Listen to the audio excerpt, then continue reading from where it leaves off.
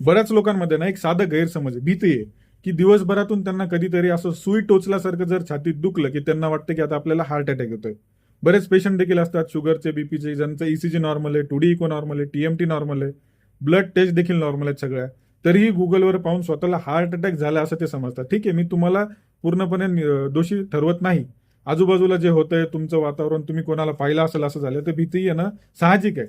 पण ही भीती केव्हा जाईल? जेव्हा तुम्हाला या गोष्टीतलं ज्ञान येईल, जेव्हा तुम्हाला या गोष्टी समजतील, तेव्हा ही भीती ऑटोमॅटिक जाईल. एक छोटी गोष्ट समजून घ्या. जर तुमचं ईसीजी, 2D इको, टीएमटी आणि डॉक्टरांनी केलेल्या सर्व तपासण्या जर नॉर्मल असतील, तर प्रत्येक छातीतील दुखणं हार्ट अटॅकमुळे असतं असं नाही. खूप गोष्टी साध्या आहे, पण समजून घ्या. तुम्ही खूप लोक साध्या साध्या गोष्टीमुळे घाबरतात. मग छातीतील सुई टोचल्यासारखं दुखणं का बरं दुखतं, हे का काय त्याच्या मागे कारण मी तुम्हाला समजून सांगतो, समजून घ्या. पहिलं म्हणजे काय, स्नायू किंवा जे आपले बरगडीतील ताण. कसं, जास्त व्यायाम किंवा काही भरतीतले असतात त्यांचं दुखणं आहे, चुकीचं बसण्याची पद्धत किंवा झोपण्याची पोझिशन.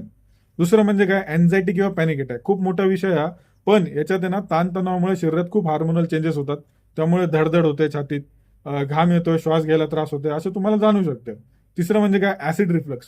आता पोटातील आम्ल असं वरती येऊन छातीत जळजळ करते, टोचल्यासारख्या वेदना यानं निर्माण होऊ शकतात. चौथं म्हणजे काय, कॉस्टोकॉन्ड्रायटिस. आता बरगडी आणि छातीच्या हाडांमध्ये काही ठिकाणी सूज येते, याला असं कॉस्टोकॉन्ड्रायटिस म्हणतात. ठीक आहे, डॉक्टरांचा सल्ला घ्या आणि समजून घ्या यासाठी. पाचवं म्हणजे काय, इंटरकोस्टल मसल स्पाझम. आता हे काय, जे तुमच्या दोन बरगड्या आहेत, छातीच्या बरगड्या आहेत, ह्या दोन बरगड्यामध्ये स्नायू असतात. या स्नायूंमध्ये आकुंचन पावल्यामुळे ना तीक्ष्ण वेदना कधी कधी निर्माण होतात. ठीक आहे. सहावं म्हणजे काय, गॅस किंवा पोट फुगणे. कधी कधी छातीतील दाब असा वाढला ना, त्यामुळे या वेदना होतील. एक गोष्ट लक्षात घ्या, जेव्हा हार्ट अटॅकच्या ज्या वेदना असतात ना, तुम्ही असं घाबरून जाऊ नका, विनाकारण घाबरायचं नाही. स्वतःला ज्ञानी बनवा, गोष्टी समजून घ्यायला शिका. आणि हार्ट अटॅकची जी दुखणं असतात ना, बहुतेक वेळा असं छातीवर मोठं दगड ठेवलंय असे जड भावना येतात. आलं लक्षात?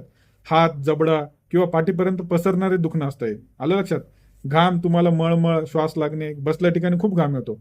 आणि हे 10 ते 15 मिनिटं असं खूप जास्त टिकणाऱ्या वेदना असतात. आलं लक्षात? आणि समजून घ्या, स्वरूप तुम्ही लक्षात ठेवा. ठीक आहे. सुई टोचण्यासारखी सगळ्याच वेदना अशा हार्ट अटॅक नसतात. आलं लक्षात? विनाकारण घाबरून जाऊ नका आणि काळजी घ्या आणि फॉलो करा. कारण आरोग्याबद्दल गोड बोलत नाही तर खरं बोलतो. धन्यवाद.